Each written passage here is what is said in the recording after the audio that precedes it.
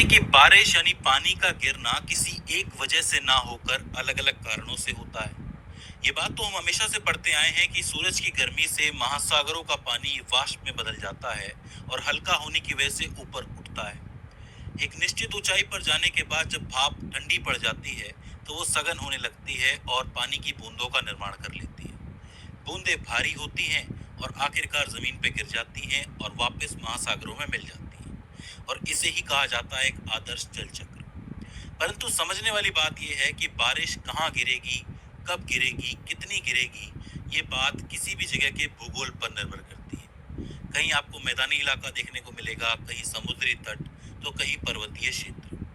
ये सभी बारिश को प्रभावित करते हैं और इसी कारण हम वर्षा को तीन प्रमुख प्रकारों में बांट सकते हैं। तो कौन से हैं वो तीन प्रकार? इनमें सबसे पहले आती है संवहनीय वर्षा यानी कन्वेक्शनल रेनफॉल। जब सूरज की किरणें स्थलीय और जलीय भाग पर गिरती है, तो स्थलीय भाग जो है वो जलीय भाग के मुकाबले पहले गर्म हो जाता है, क्योंकि पानी की जो विशिष्ट ऊष्मा धारिता है, स्पेसिफिक हीट कैपेसिटी, वो ज्यादा होती है। अर्थात पानी को जमीन के मुकाबले ज्यादा ऊष्मा चाहिए होती है गर्म होने के लिए। पानी देरी से गर्म होता है, जमीन पहले गर्म हो जाती है। दूसरा कारण ये भी है कि स्थलीय भाग के अंदर सिलिका और अन्य तत्व पाए जाते हैं जो ज्यादा जल्दी गर्म हो जाते हैं पानी के मुकाबले। यही कारण है कि जो स्थल है वो जल्दी गर्म हो जाता है। तो इसका मतलब स्थलीय भाग की जो हवाएं हैं वो भी जल्दी गर्म हो जाएंगी, तो गर्म होके हल्की होके वो ऊपर उठ जाती हैं। जब वो एक निश्चित ऊंचाई पर पहुंचती हैं तो वो ठंडी पड़ने लगती हैं और सघन होकर बूंदों का निर्माण कर लेती हैं। अब यहाँ नोट करने वाली बात यह है कि इस हवा में आर्द्रता या नमी होनी चाहिए। अगर नमी या आर्द्रता नहीं होगी तो बूंदें कहाँ से बनेंगी? तो हम ये मान के चलेंगे कि उसके अंदर नमी होती है, तो वो नमी जो है आगे जाके बूंद बन जाती है। अब ये जो बूंद है ये जैसे ही भारी होती है वैसे ही ये बारिश बनकर बरस जाती है। अब यहाँ पे याद रखने वाली बात यह है कि ये मानसून द्वारा लाई गई बरसात नहीं है। ये उस इलाके में पहले से ही नमी थी जो भाप बनकर ऊपर गई और बारिश बनकर बरस गई। अन्यथा किसी बंजर भूमि पर कितना ही सूर्य प्रकाश पड़े, वहां पे नमी तो है नहीं, तो वहां पे बरसात होगी नहीं। वो इलाका जो है वो पूरी तरह मानसून पर ही निर्भर करता है। तो इसका मतलब संवहनीय वर्षा जो होती है वो मानसूनी वर्षा नहीं होती है, वो उस जगह की नमी ही होती है जो बरसात बन के बरसती है। अब अगर मैं आपसे पूछूं कि सूर्य का प्रकाश सबसे ज्यादा कहाँ पड़ता है, तो आपको पता है कि कर्क रेखा और मकर रेखा के बीच में पड़ता है, और उसी इलाके को हम उष्ण कटिबंधीय क्षेत्र कहते हैं, क्योंकि सूर्य की जो किरणें होती है वो सीधी वहां पे पड़ती हैं। तो संवहनीय वर्षा आपको सबसे ज्यादा इसी उष्ण कटिबंधीय क्षेत्र के अंदर देखने को मिलेगी। इसमें भी अगर आप ठीक से ध्यान दो तो आप देखोगे कि उत्तरी गोलार्ध में स्थल क्षेत्र ज्यादा है और दक्षिणी गोलार्ध के अंदर जल क्षेत्र ज्यादा है। तो आपको पता है कि स्थल क्षेत्र जो है वो जल्दी गर्म होता है, तो उत्तरी गोलार्ध में संवहनीय वर्षा ज्यादा देखने को मिलती है दक्षिणी गोलार्ध के मुकाबले। ये सवाल भी बन सकता है और इससे आप अपने उत्तर में भी इस्तेमाल कर सकते हो कि कौन से गोलार्ध में संवहनीय वर्षा ज्यादा होती है। अच्छा, इसके अंदर भी एक विशेष चीज है जो आपको ध्यान में रखनी है। यहाँ आपको भूमध्य रेखा नजर आएगी। भूमध्य रेखा से जब आप 5 डिग्री उत्तर की तरफ जाओगे और 5 डिग्री दक्षिण की तरफ आओगे, तो ये जो छोटा सा एरिया है, इस बेल्ट को डोल्ड्रम बेल्ट या शांति पेटी कहा जाता है, काम बेल्ट कहा जाता है। ये इलाका पूरे उष्ण कटिबंधीय क्षेत्र में सबसे ज्यादा गर्म होता है और संवहनीय वर्षा सबसे ज्यादा यही होती है। तो अगर आपसे कोई पूछे कि संवहनीय वर्षा सबसे ज्यादा कहाँ होती है, तो आप कहेंगे डोल्ड्रम बेल्ट या शांति पेटी। सवाल ऐसे बने कि कौन से गोलार्ध में सबसे ज्यादा संवहनीय वर्षा होती है, तो आप कहेंगे उत्तरी गोलार्ध। अब अगर आप एक चीज और गौर से देखें कि ये जो पूरे,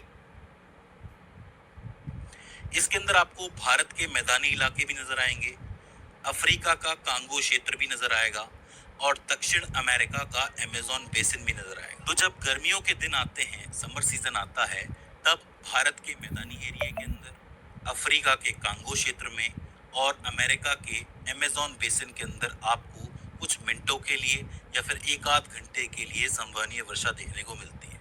कभी कभी बहुत ज्यादा गर्मी हो जाती है और शाम तक वहीं पे बरसात भी हो जाती है, तो वो संवहनीय वर्षा है। वो जो नमी है वो ऊपर गई और फिर बारिश बनकर बरस गई। तो संवहनीय वर्षा आपको समझ में आ गई, कन्वेक्शनल रेन क्या होती है। इसके बाद हम लोग बात करते हैं पर्वतीय वर्षा के बारे में, जिसको ओरोग्राफिक रेन भी कहा जाता है। होता ये है कि महाद्वीपों के आसपास के समुद्र में जब सूर्य प्रकाश पड़ता है, जब सूरज की रोशनी पड़ती है, तो जो समुद्र का पानी है वो वाष्प में बदल जाता है वाष्प ऊपर जाती है, ऊपर जाके वाष्प के बादल बन जाते हैं। याद रखना, वाष्प के बादल। ये बादल हवाओं की वजह से चलना शुरू करते हैं, आगे बढ़ना शुरू करते हैं। जैसे ही ये महाद्वीपों में पहुंचते हैं तो महाद्वीपों में इनको मिलते हैं पर्वत। पर्वत आ जाता है तो पर्वत तो ऊंचा होता है। पर्वत के ऊंचा होने की वजह से ये बादल थोड़े और ऊंचे उठ जाते हैं, मतलब इनको तो पार करना है तो और ऊंचे उठ जाते हैं। जैसे जैसे ये ऊपर जाते हैं वैसे वैसे ये जो है ठंडे पड़ते जाते हैं। ठंडे पड़ते जाते हैं तो इनके अंदर की जो वाष्प है वो पानी की बूंदों में बदलने लगती है और वो बूंदे ओलों में बदल जाती है, मतलब बर्फ बन जाती है। अब आपको पता है कि पानी की बूंदे और ओले तो बहुत भारी होते हैं, तो ये बादल जो है उनको होल्ड नहीं कर पाते हैं और वो ओले और पानी की बूंदे नीचे गिर पड़ती है, मतलब बारिश हो जाती है। और ऐसे में आपको पहाड़ों की ढाल पर बहुत ज्यादा बरसात देखने को मिलती है। यहाँ पे ध्यान देने वाली बात ये है कि ये जो बर्फ है ये जैसे ही नीचे आती है वैसे ही तापमान बढ़ जाता है, तो ये भी पानी के अंदर बदल जाती है। कभी कभी ऐसा होता है कि ये पानी के अंदर नहीं बदल पाती है और ओलावृष्टि हो जाती है। आप लोग देखते हैं ना कि कभी कभी ओले गिर गए। कैसे गिर गए? कि तापमान उतना मिला नहीं, बर्फ पिघल नहीं पाई, इसलिए वो नीचे आके गिर जाती है। तो ओलावृष्टि ऐसे होती है। तो पर्वतों के इस ढाल पर होने वाली वर्षा को ही पर्वतीय वर्षा कहा जाता है, जो पर्वत की वजह से हो जाती है। ठीक है, यहाँ पे एक चीज ध्यान देने वाली ये है कि जिस साइड में बादल आया है, जिस साइड में बरसात हुई है, जिस ढाल पर वर्षा हुई है उसे पवनाभिमुख ढाल कहा जाता है, यानी कि विंड वार्ड स्लोप। जिस ढाल पे वर्षा हुई है वो पवनाभिमुख कहलाता है। वहीं जो दूसरे साइड का ढाल है, ये वाला आपको दिख रहा है, यहाँ पे बरसात हुई नहीं है, तो इस जगह को कहेंगे पवनाभिमुख ढाल, यानी यहाँ पर बारिश वाले बादल कम पहुंच पाते हैं या फिर पहुंच ही नहीं पाते हैं। तो इस एरिया के अंदर बरसात होती नहीं है और इसे ही कहा जाता है वृष्टि छाया क्षेत्र या फिर रेन शैडो एरिया।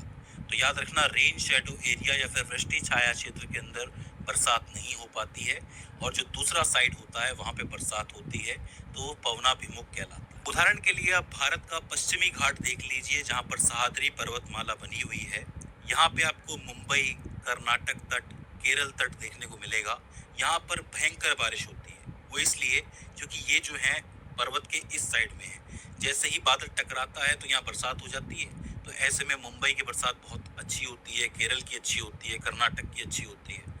वहीं दूसरी तरफ जो तमिलनाडु आपको देखने को मिलेगा, कर्नाटक का आगे का हिस्सा, पुणे का आगे का हिस्सा, यहाँ पे बरसात हो नहीं पाती है। तो ये जो एरिया है ये आपका कहलाता है वृष्टि छाया क्षेत्र। तो सवाल उठता है कि इस तरफ पानी की पूर्ति कैसे होती है? तो होती है नदियों से। जो भी पानी इन पहाड़ों पर गिरता है उससे क्या होता है कि थोड़े बहुत जलाशय बन जाते हैं, कुछ एक प्राकृतिक नदियां होती हैं, वो अपना पानी लेके इस तरफ आती हैं। इसके अलावा हिमालय से आने वाली नदियां हैं और नहरें हैं जो यहाँ के पानी की कमी को पूरा करती हैं। फिर भी ओवरऑल ये इलाका जो है वो थोड़ा सा शुष्क तो होता ही है, तो ये बात आपको याद रखनी है। अच्छा, यहाँ पे एक नोट करने वाली बात ये है कि अगर ये पर्वत यहाँ नहीं होते तो जो दक्षिण पश्चिमी मानसूनी हवाएं हैं वो बिना टकराए आगे बढ़ जाती और भारत को छोड़ के आगे निकल जाती और इस तरीके से भारत में कभी बरसात होती ही नहीं और भारत एक मरुस्थल बन जाता। फिर भारत को सिर्फ हिमालय से आने वाली नदियों का सहारा होता। तो इसलिए ये पर्वत बहुत जरूरी हो जाते हैं। इसीलिए आप लोग साउथ की तरफ अब जब जाते हो या फिर दक्कन के पठार की तरफ जाते हो तो आपको बहुत से ऐसे कबीले मिलते हैं, पुराने ऐसे कबीले हैं जहाँ पे लोगों ने पर्वतों की पूजा की, क्योंकि पर्वतों से टकरा के ही बादल जो है वो अपना पानी यहाँ छोड़ते हैं और यहाँ पे पानी की कमी पूरी हो जाती है। तो इसलिए पर्वत इंपॉर्टेंट हो जाते हैं। इसके बाद आखिर में आती है चक्रवातीय वर्षा, यानी कि साइक्लोनिक रेन। अब ये बड़ी मजेदार है कि जो जलीय क्षेत्र होते हैं, विशेषकर समुद्र की बात जब आप करते हो, तो समुद्र में जब सूर्य की किरणें पड़ती हैं तो वहां पर उस जगह की हवाएं जो है वो गर्म हो जाती हैं।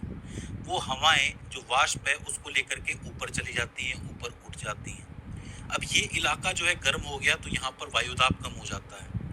इस इलाके के आसपास का जो एरिया है वहां पे वायुदाब ज्यादा है, मतलब हवा ठंडी है।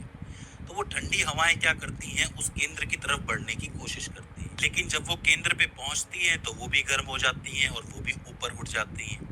इस तरीके से बाहर से हवाएं आती हैं और वो ऊपर उठती है, आती है, ऊपर उठती है, और इस तरीके से एक चक्रवात का निर्माण हो जाता है। अब देखने वाली बात यह है कि हवाएं ऊपर जा रही हैं वाष्प को लेके, तो वो ठंडी तो होंगी। जैसे ही वो ठंडी होती हैं वैसे ही बादल का निर्माण हो जाता है और वर्षा पेटियां बनना शुरू हो जाती हैं और ये वर्षा पेटियां ही वर्षा करती हैं और इसी वर्षा को आप चक्रवातीय वर्षा कहते हो, यानी कि साइक्लोनिक रेन कहते हो। याद रखना, इस तरीके के चक्रवात जो हैं वो आपको सिर्फ उष्ण कटिबंधीय क्षेत्र में ही देखने को मिलेंगे। जो शीतोष्ण क्षेत्र होते हैं, जो आपका पोल की तरफ होते हैं, वहां पे चक्रवात थोड़ा अलग ढंग से बनते हैं। उसके बारे में भी कभी बात हम लोग करेंगे।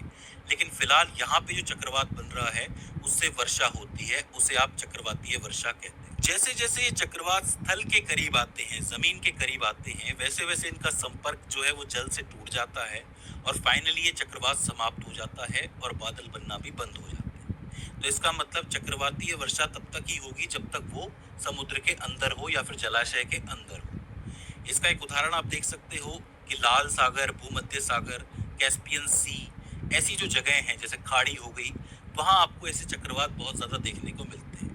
तो याद रखना, जो बंद सागर होते हैं वहीं चक्रवातीय वर्षा देखने को मिलती है। तो दोस्तों, ये हो जाती है 3 टाइप की वर्षा: संवहनीय वर्षा, पर्वतीय वर्षा और चक्रवातीय वर्षा। आई होप आपको समझ में आई होंगी।